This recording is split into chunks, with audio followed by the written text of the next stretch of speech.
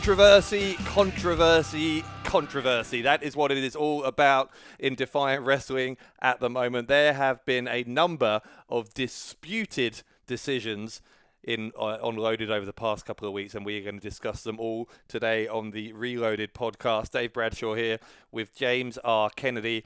James, obviously the first thing we are going to talk about, and the thing that I think every Defiant fan is talking about, is the ending of that much anticipated world title match on Sunday night between Rampage and PAC. In my view, PAC should be the world champion. What do you think?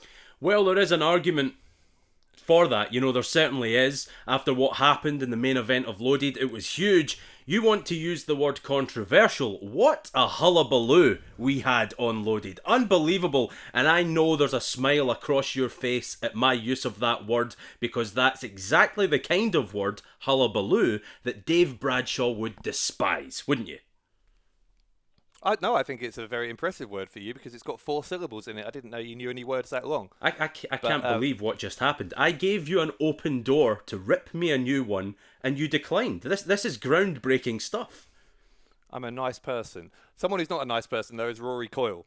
And Rory Coyle, I think, is largely responsible, obviously with Rampage, for that controversial end to the world title match. Coyle coming down to the ring just as PAC looked like he had the match won with the Black Arrow. Coyle got sort of pushed away. PAC went for the Black Arrow anyway, got it, and would have got the pin, you've got to think, except that Coyle pulled the referee out. Moments later, after Coyle had been dispatched by PAC, he goes for the Black Arrow again. This time nails it, gets the 3 count, but there had been some interaction between those 2 Black Arrows involving the title belt and a low blow. Rampage, it has to be said, gave as good as he got. It certainly wasn't the fact that PAC cheated. I think Rampage was the main aggressor there, but it was PAC who got seen by the original referee cheating and therefore disqualified. Not exactly justice served, I don't think. Well, I would say that sums it up. It was just really bad timing from PAC's perspective, that just as he smashed that Defiant World Heavyweight Championship belt into the head of Rampage, the referee recovered from being pulled out of the ring. That's exactly the moment the referee peered his head over the ring apron. If you go back and watch Loaded, you will just see it all happens at exactly the best time, or in PAC's case, the worst time it could have happened, because quite frankly, if PAC hadn't smashed Rampage with that title, Rampage would have smashed PAC. So, you could argue that because Rampage brought the belt into the ring, PAC wasn't doing anything wrong. He was just defending himself, but again, just a case of poor timing. But Dave,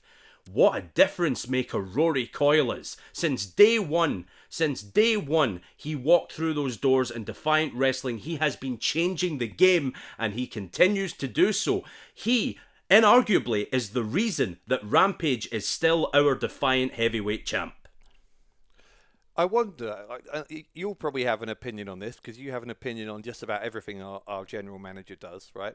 But should there have been a case for Rory Coyle to be barred from ringside for this match? Because it was almost inevitable, wasn't it, that Coyle was going to get involved if it looked like PAC was going to win.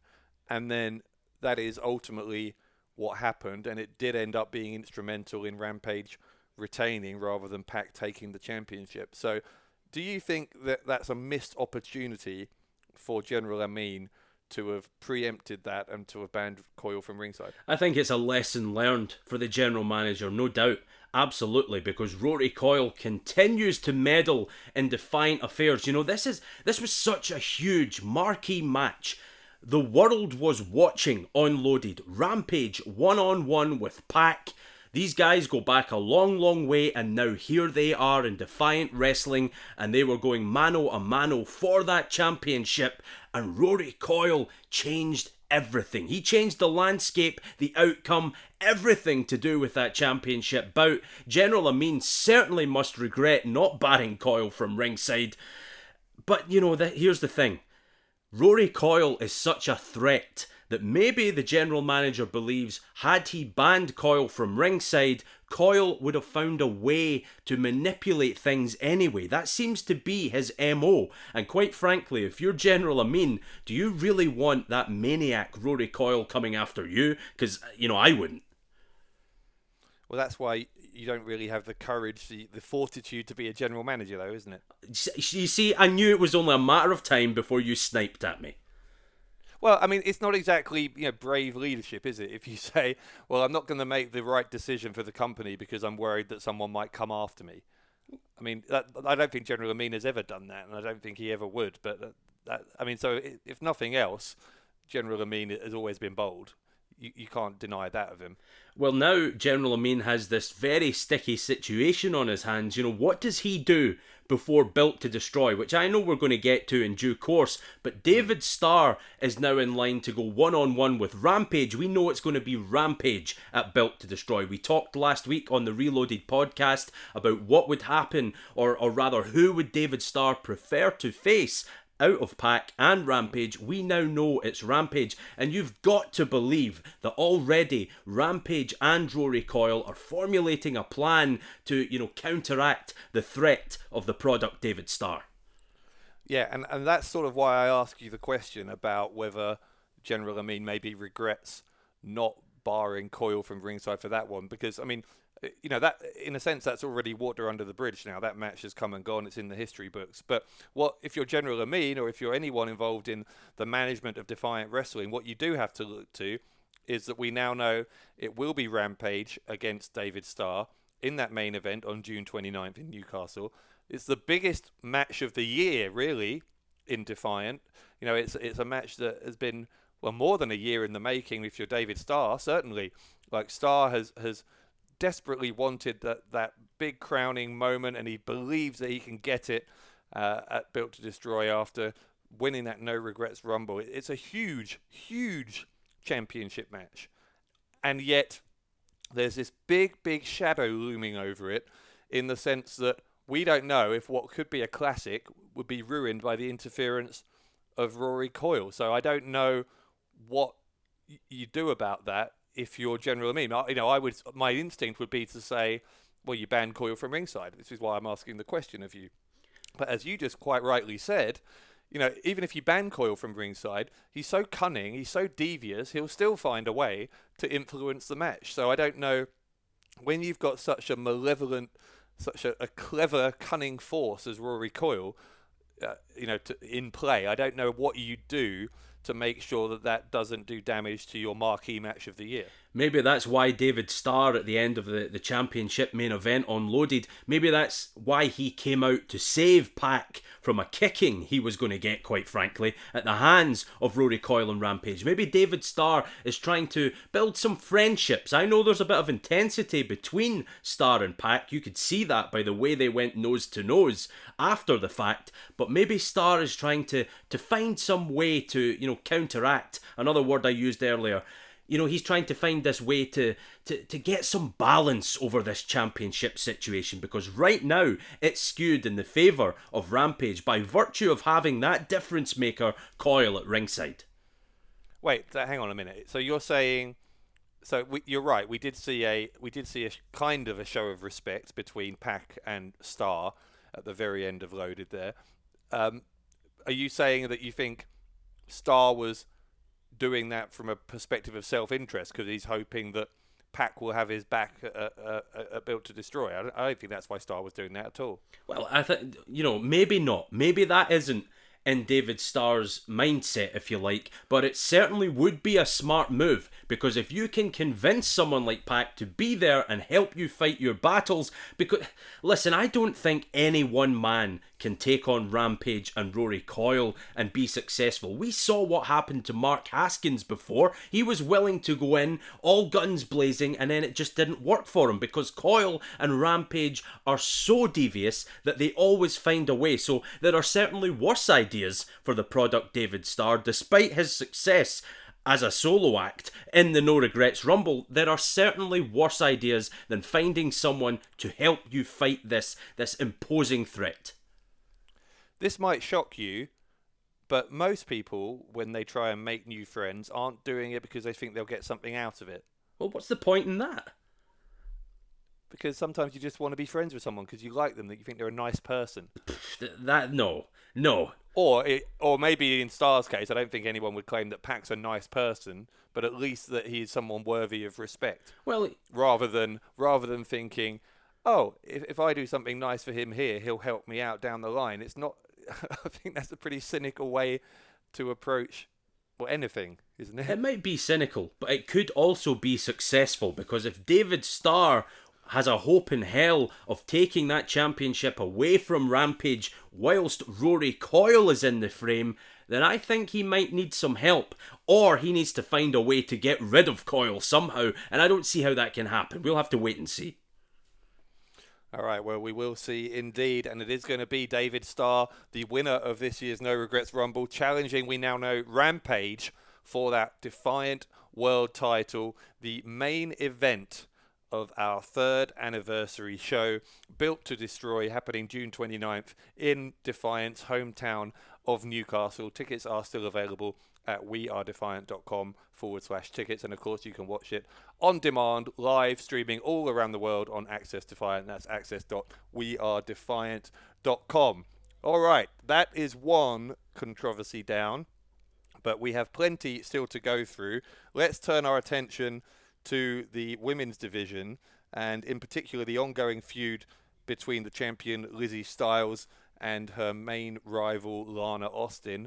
These two found themselves in tag team action against each other this Sunday on Loaded. Styles with her partner CJ Banks, and Lana Austin found a new tag team partner in Visage.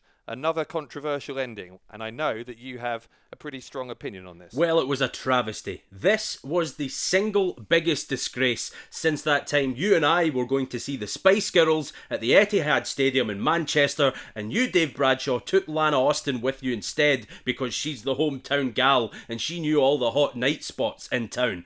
It's a huge travesty, a massive disgrace. Visage and Lana Austin, for all intents and purposes, cheated to win. And that's it. That's your in-depth analysis. Well, I'm outraged. I can't believe it. I thought they had more moral fibre than that. Well, do you not think that there is possibly, and I think I said this on commentary on Sunday night, that there is possibly an element of karma here, of justice, in a way that justice maybe wasn't served in the main event of Loaded this week, that world title match. Maybe it was a little bit in some small way for Lizzie Styles, because as you well know, and you won't admit it, but let's just say it anyway, Lizzie Styles, coming out of No Regrets, shouldn't have been the women's champion anyway. Lana Austin had it won. She should have walked out of No Regrets as the women's champion. Of course, that didn't happen. Another controversial refereeing decision.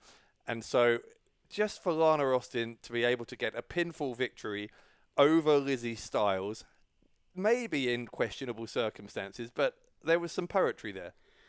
Well, at the end of the day, I was going to make a point to counteract your point about what happened previously between Austin and Styles. The history books will only read one thing, and that is that Lizzie Styles has beaten Lana Austin before. But to that point, now, after what happened on Sunday evening at Loaded, the record books will only say that Lana Austin scored a pinfall win over Lizzie Styles. They're not going to have that little asterisk saying that Visage pushed Styles' feet off the ropes, and that's the unfortunate thing. But where it leaves us is at Built to Destroy, we have one hell of a women's championship match coming up. Yeah, we do. And one thing that the history books currently don't say at any point is that Lana Austin is the Defiant Women's Champion. But that is something that eats away at Lana Austin. She's been in pursuit of that women's title for longer than anyone, certainly far longer than Lizzie Styles has even been a part of Defiant. And yet, to be able to possibly defeat Styles, of all people, in the kind of match we're talking about, a last woman standing match at Built to Destroy, that is a dream scenario for Lana Austin if she can get it done, because this rivalry between Styles and Austin has reached a point now that it's not just about the title. It's one of those cliches to say this isn't just about business, it's personal. But it has become very personal. The whole way in which that tag team match this past Sunday came together was because Lana Austin ultimately took a new tack with Lizzie Styles, and she said, you know what, maybe the best way for me to get under the skin of the women's champion is for me to attack her relationship with CJ Banks.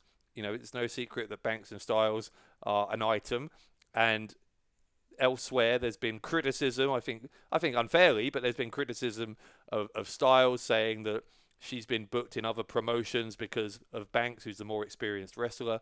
But in the case of Defiant, obviously Styles had established herself here before Banks, and so Lana Austin saying that CJ Banks was only getting a spot on Defiant because he's the boyfriend of Lizzie Styles was just about the most insulting thing that you could say to that couple, to Lizzie Styles and to CJ Banks, who, whatever else you'll say about them, and I've got plenty of criticism to go around for Lizzie Styles and her lack of class, her lack of integrity, all of that kind of stuff.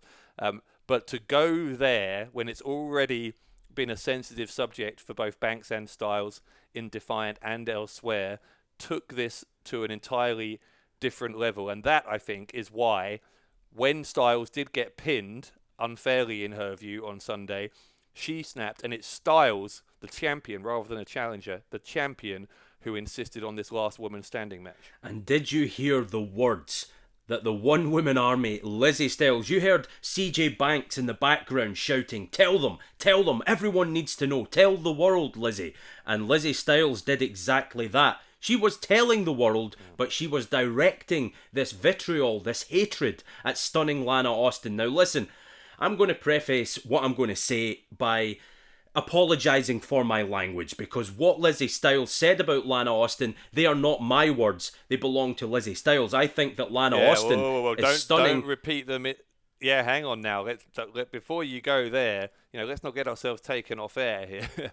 Like, some of what Lizzie Styles said about Lana Austin was unrepeatable. Well, that's true, and I'm going to put a blank in there. So don't worry. As I say, I think that Lana Austin is beautiful, stunning, and frankly wears a Batman t-shirt better than anyone I've ever met. But Lizzie Styles said about stunning Lana Austin that she was going to knock her ugly blank face off her head. She was going to just destroy Lana Austin, and that's why we have this last women standing match at Built to Destroy. This has to end, Bradshaw. These two women can't stand one another. Now, we've had some really tasty rivalries in this women's division over the years here in Defiant Wrestling. I'm not sure we've ever witnessed one as personal as this. If Austin doesn't win this, do you think that's it for her in Defiant? Is this do or die now for her? Because as I said, she has been in pursuit of that women's title for a long time. Before Lizzie Styles, among others, it was Bea Priestley, if you remember, who she had a long feud with, where she tried to unseat the women's champion, and for one reason or another didn't get it done. She should have got it done against Styles, as I say, no regrets. But again, it's water under the bridge. She's not the champion. If Styles does beat her, does so conclusively, decisively at Built to Destroy, and sort of cements her own position as the dominant force in the Defiant women's division, is that something that Lana Austin at that point, having had it happen to her before, can't really recover from? Does she just need to kind of pack up and go home if she can't win this last woman standing match? Well, it's almost like an old school mentality, isn't it, where people used to say back in the day that one wrestler chased another out of the territory. I know what you're saying, because Lana Austin has come so close on several occasions to becoming the Defiant Women's Champion. It just hasn't happened for her yet. It's not the same kind of epic saga as we see over in the men's division with David Starr in championships. But I think you might be onto something there, because stunning Lana Austin is good enough and deserves to be a champion. Let's be honest about it. She has been a champion elsewhere. It just hasn't happened in Defiant Wrestling as of yet. Lizzie Styles is almost like her kryptonite. She just can't get past Lizzie Styles. For some reason, there's just this block. Well, except that she's just pinned her. No, listen. I'm talking about winning that championship from her. Who's still the women's champ? True. But I mean, yeah, it was a tag team match. So what you're saying then is you think... it's clear that Austin is able to, in certain circumstances, defeat Styles. But what you're saying is essentially, to use a kind of a football term, that she's not a big match player. That she when she has the big occasions with the women's title on the line, at a pay-per-view as high profile as Built to Destroy, that she's yet to prove she can get it done on that biggest of stages. Well, that's it, because I'm not for 1 second saying that Lana Austin cannot defeat Lizzie Styles, but we haven't seen her do it yet one-on-one. You know, to take that championship from her, to put Lizzie Styles in her place, to run Lizzie Styles off. Because, to your point, Bradshaw, what happens to Lizzie Styles if she loses that championship? Does she up sticks and leave? Because it seems to me that the One Woman Army, she loves rubbing that championship success, not only in the face of her opponents, but also the fans and everyone else connected with Defiant Wrestling. It would be a hammer blow.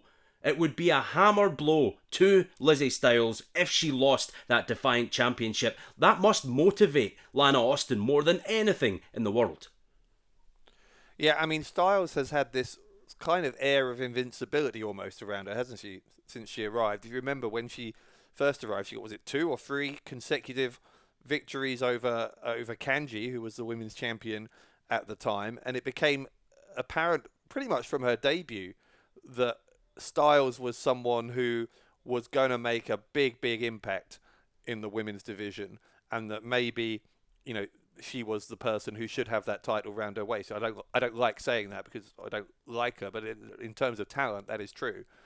And so, what does it do to to that aura, you know, that aura of invincibility, if she were to lose in a one-on-one match? Especially something as brutal as a last woman standing match, because Styles, I think, prides herself as well on being kind of a brawler, right? She prides herself on being able to fight, not just to be able to wrestle. So if she was to lose to Lana Austin in a last woman standing match, in that kind of match, it's not the kind of match where you can get taken by surprise and maybe like someone gets you in wraps you up in a pin, pins your shoulders to the mat for 3 seconds in a kind of a fluke. You know, whoever wins this is going to do it because they have battered their opponent to such a degree that they cannot answer the count of 10. And so if she gets so soundly defeated by Lana Austin, then yeah, I mean, what that does to her own kind of defense mechanism, if you like, that whole kind of, as I say, that aura, that sense that she cannot be beaten is an open question, I think. It's going to be intense. It's going to be violent, and, you know, at the end of the day, at the end of Built to Destroy, we're going to find out. We're going to find out if Lana Austin can conquer Lizzie Styles, this woman who has had her number with few exceptions. You know, look at what happened on Loaded. It took Visage to interfere, whether anyone likes it or not, and anyone thinks that, you know, I'm coloured by my appreciation and respect for Lizzie Styles. That is what happened. Visage got involved and helped Lana Austin pull out the victory. Lana Austin will have to do that by herself. And in a last woman standing match, there are very few rules. You know, no rope breaks, no pins, anything. You know, it's all about, can they be the last woman standing? One will be carried out of here on a stretcher. I think that's what's going to happen. This is going to be violent. Now, given that there's no disqualifications, do you think that if you again, you know, we talked about Rory Coyle, does Lana Austin need to be worried about CJ Banks? Because Banks will be every bit as upset about what Austin said as Styles was, and so I don't know if we need to think about where CJ Banks is during that match. I think the Banks will have a receipt ready for Visage, maybe one for Lana Austin as well. It's not going to sit well with someone as experienced as CJ Banks to roll into Defiant Wrestling, have his appearance in the No Regrets Rumble, wrestle Joe Hendry, and then after that, I think he would have viewed this tag team match as his chance to bed into the roster and maybe pick up a victory alongside his partner Lizzie Styles. And then Visage changed all of that by pushing Lizzie Styles' feet off the ropes and giving Lana Austin the pin. So CJ Banks may well feel cheated early on in his career here in Defiant Wrestling. And if you see how aggressive he is as a human being, not only inside the ring, but when he comes through that curtain, the way he looks at the people in the crowd, I don't think he'll take what happened on Loaded lying down. Yeah, I mean, maybe I'm being naive or giving them too much credit, but I do wonder, to slightly answer my own question, I do wonder whether Lizzie Styles, having, again, it was Styles the one who issued this challenge. She demanded this last woman standing match because she was so angry after what happened on Sunday. I do wonder whether Styles might insist on handling this herself. You know what I mean? I wonder whether she will say to CJ Banks, "You don't you dare come out there," and because I want all of the credit. I want to be able to single-handedly say that I took down Lana Austin so badly that she couldn't answer a count of 10. I mean, maybe maybe I'm giving her too much credit, and she'll say, "Yeah, come out, help me, do whatever I need to win." But that's another open question. Does Styles want this so badly, not just as a victory, but as a statement of her dominance in this division and her dominance over Lana Austin, that she will insist on going solo here? Well, I managed to grab a word with CJ Banks. Yeah, that's right. Some people will speak to me, Bradshaw. I managed to, catch a word with CJ Banks, and he told me... Really? What was that? Really? Did you? Oh, come on. Of course. Go on. No, go on. I'll let you finish. Go on. Well, thank you very much. How gracious of you. But anyway, You're welcome. CJ Banks told me that Lizzie Styles, she might want to succeed at any cost. She will do anything it takes to win, and that might include having CJ Banks there to back her up. But crucially, Banks told me Lizzie Styles, and I think this is true by the way, Lizzie Styles has shown in Defiant Wrestling to date that she doesn't need anyone, including Banks, by her side to fight her battles. I believe this will be one-on-one, and if you want my humble opinion, here's what I would do. If I was managing these two wrestlers, I would try and get it into CJ Banks' head. Visage cheated you out of that tag match. Who does Visage think they are? I would get CJ Banks to attack Visage, make sure Lana Austin sees it before that match at Built to Destroy, and try and throw stunning Lana Austin off her game. That's what I would do. Well, and actually, that's another reason that Banks might not attack, even if Styles wanted him to get involved, because we know, of course, that Lana Austin is friends with Visage. Visage will be at Built to Destroy, you've got to think, and so you wonder whether Banks knows that if he gets involved, Visage will get involved as well. Anyway, lots to think about there as we head towards that women's title match. Last woman standing between Lizzie Styles and Lana Austin on June 29th. Okay, so we've talked about the World Championship. We've talked about the Women's Championship. Coming up this Sunday on Loaded, another one of the major Defiant Championships is on the line, and it is the first time in a very long time that the Internet title has been defended for free on YouTube, as it was always intended to be defended, by our esteemed champion, Martin Kirby. Kirby has now been forced to defend on Loaded, and against none other than Simon Miller. Now, you're going to say that this is going to be a walk in the park. You're going to say that Martin Kirby is going to make very, very short work of Simon Miller. I just feel like Miller is on such a roll now, not just in terms of victories, although that victory over Klinger at No Regrets was obviously the biggest win of his career, but just in terms of crowd support, just in terms of that feel-good factor, it just feels like Simon Miller is riding a wave, and I wonder whether it ends in championship gold. How fitting would it be if Mr. YouTube himself, a man who lives for the internet, loves the internet, is loved by the internet, Simon Miller became the new Defiant Wrestling Internet Champion. It is a fairy tale storybook ending. It would be magnificent. There would be confetti, balloons. Dave Bradshaw would have his Simon Miller hat, his Simon Miller t-shirt, his Simon Miller wristbands, his Simon Miller sign. You would have it all. But there is just one caveat to all of that, and that is who is the current reigning internet champion, and that is Martin Kirby. Now, when you look at the tail of the tape, physically, Simon Miller has the size. Physically, Simon Miller has the strength. But in terms of experience and championships won all across the globe, Martin Kirby, he far exceeds Simon Miller in that field. Would you agree with that at least? Would I agree that Martin Kirby is more experienced than Simon Miller? Well, yes. Well, my point is, would you agree that Simon Miller stands no chance in this match because experience is everything? You just have to look at Martin Kirby's recent history with that Internet Championship and some of the wonderful wrestlers that he has slain to hold on to that championship. Along comes Simon Miller, and all of a sudden you and everyone else believes that this internet goof has a hope in hell of winning a title.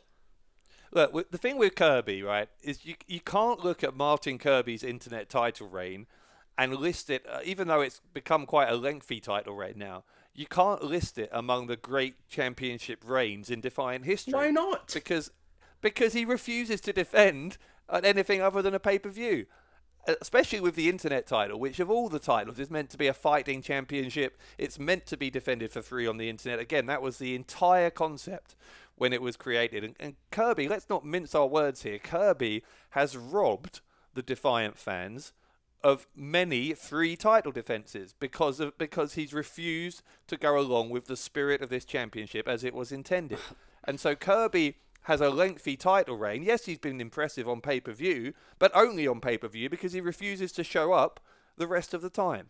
Well, listen, when you're as esteemed an athlete, as esteemed a champion, and respected like Martin Kirby is around the planet, when everyone from nations far and wide, they tune in to pay-per-views that Defiant Wrestling produce just to catch a glimpse of their hero Martin Kirby, why would you, put that at risk by wheeling him out there on YouTube every week for free? That's not how it works. This is a business. Martin Kirby is a businessman, and as the internet champion, he deserves to wrestle behind a paywall, in my opinion.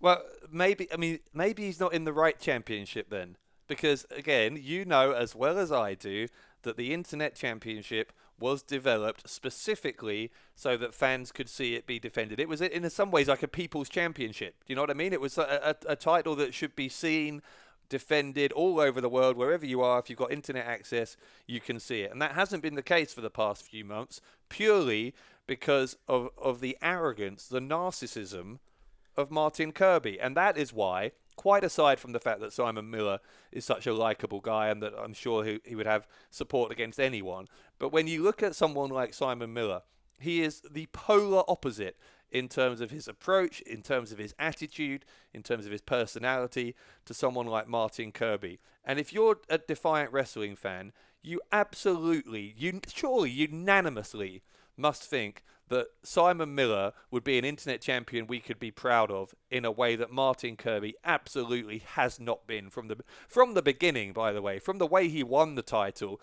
at the start of the year, where he wrapped himself in bubble wrap, if you remember, against Walter to win the title in the first place. Everything about this title reign has been shameful.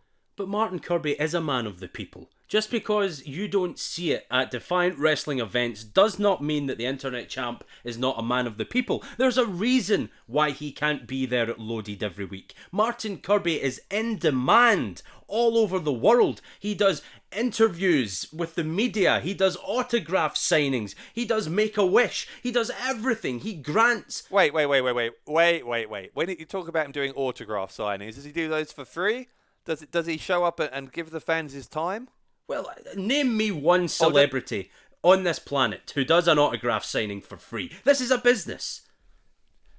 Yes, but if you ask a vast majority of the Defiant roster, if you saw them leaving the arena, most of them would at least give you the time of day and would probably sign, I would think almost certainly would sign something for you. Martin Kirby, it feels like the fans are an inconvenience to him. You know what I mean? He doesn't want to be anywhere near them. He doesn't want them breathing on him, touching him. It's like he finds them disgusting. Well, I have, some very, very reliable sources, and wait until you hear this. I wasn't going to say it because I wasn't sure it was true myself, but I have it on good authority that at the last Defiant Wrestling event, Simon Miller was seen outside punching a bag of puppies. What do you think about that? What, name your source? John. John. John. Is that what? Well, you he call didn't your give own his brain surname. Okay. When you make things up. Yeah. Well, there you go. There's the credibility of your reporting. And do you call yourself a journalist still? A broadcast I haven't journalist, yes. Yeah, I haven't checked your LinkedIn for a while, but never mind. All right, well, Simon Miller going to get his chance at Martin Kirby on Loaded this Sunday, and with any luck, please, God, let there be a title change so that we can have an internet champion who actually defends the title on the internet. Is that too much to ask? Anyway, that is not the only thing going on Loaded this Sunday. There is tag team action as well. The tag team champions are going to be here. SCC, your friends, and they are going up against, in a non-title match, Renben, the team of Benji and Connor Renshaw, who have been on mostly a winning streak as of late. I say that with a slight caveat because they did lose their last match against Tuckshop. But pretty much they've had one of the more successful beginnings to any tag team career in Defiant that I can think of. And now, General Amin, rightly I think, has said, you know what, one more win, one more victory against the champions this time, and you will get a rematch against them at Built to Destroy, but this time with the titles on the line. Presumably you're going to think that's horribly unfair, that SCC should be given the night off, that they should be made champions for life, they should have statues built of them outside Defiant headquarters.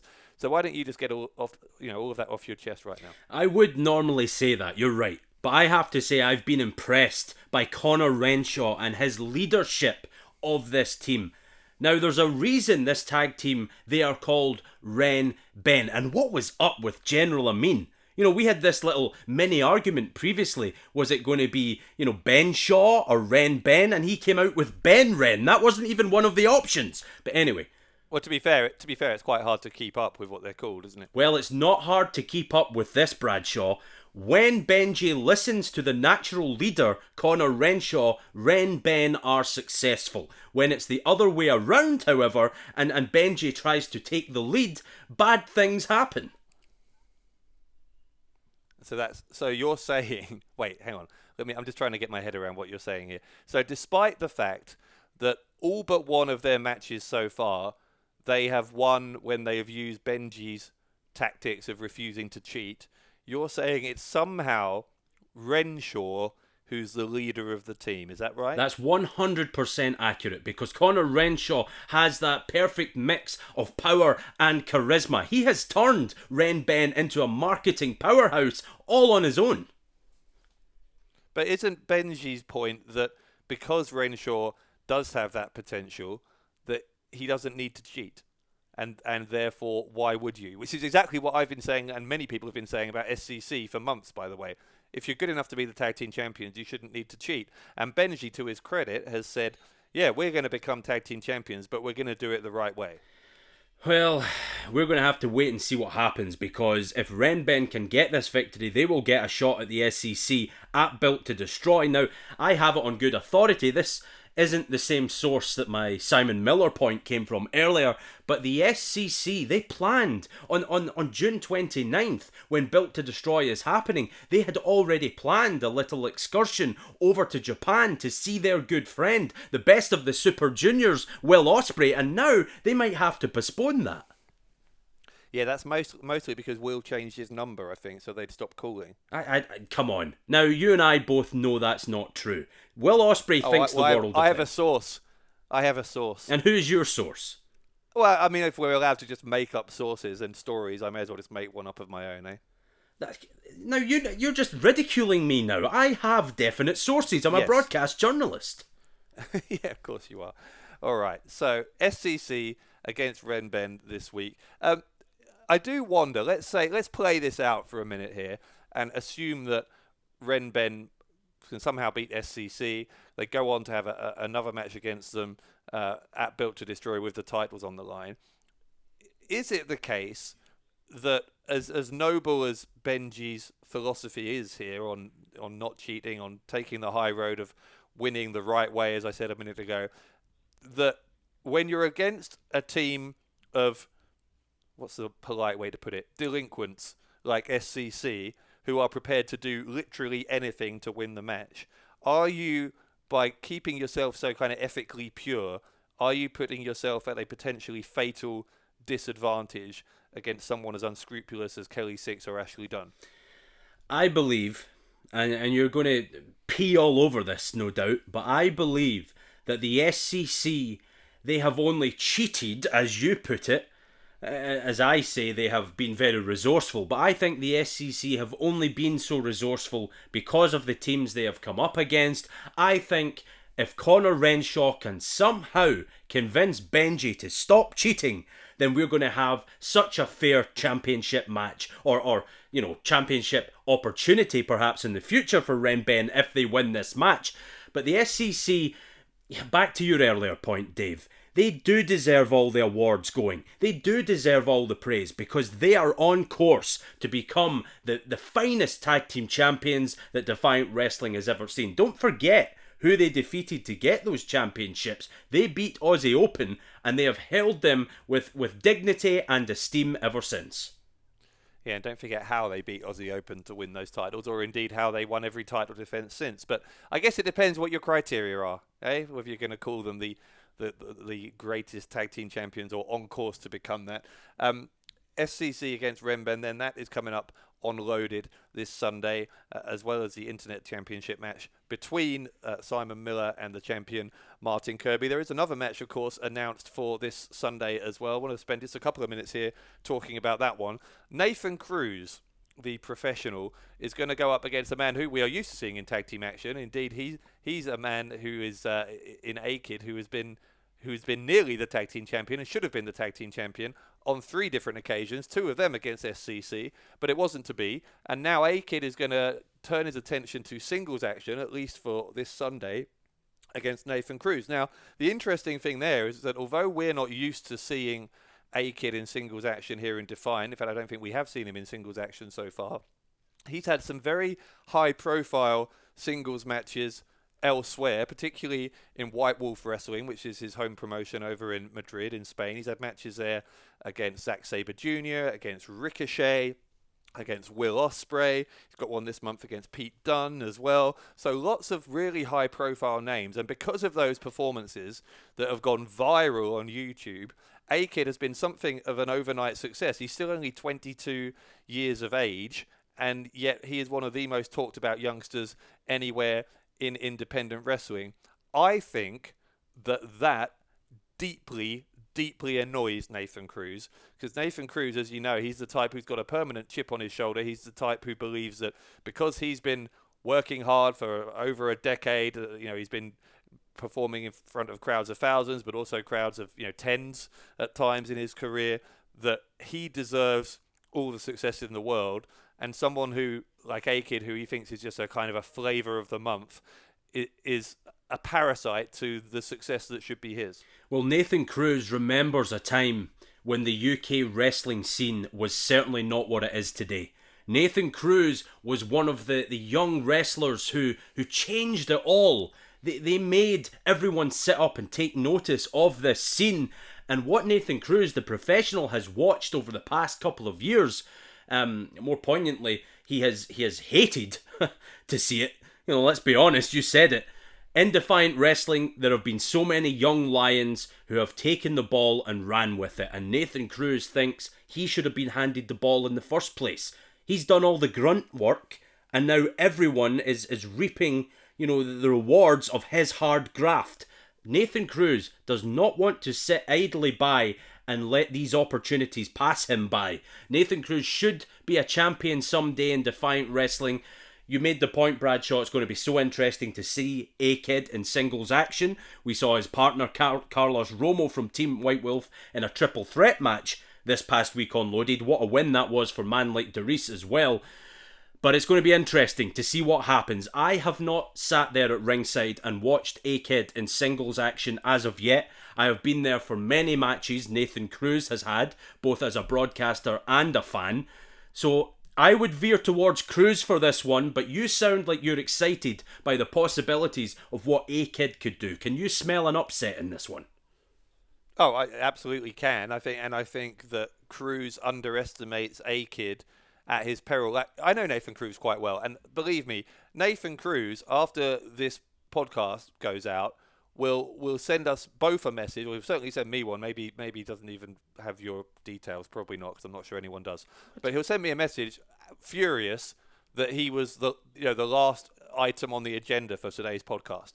You know what I mean? Nathan Cruz will think that we should have been talking about him way before we talked about Rampage versus PAC for the world title this week. You know, he thinks that he has earned the right to be the most talked about person anywhere in British wrestling or in the world of wrestling, really. And so he will take it on one level as an insult that he's even in a match against someone like A-Kid, who's, again, still at the early part of his career and who he thinks has been unfairly propelled into the public eye by a few good matches on YouTube. And so Cruz will resent it, but he'll also see it as an opportunity.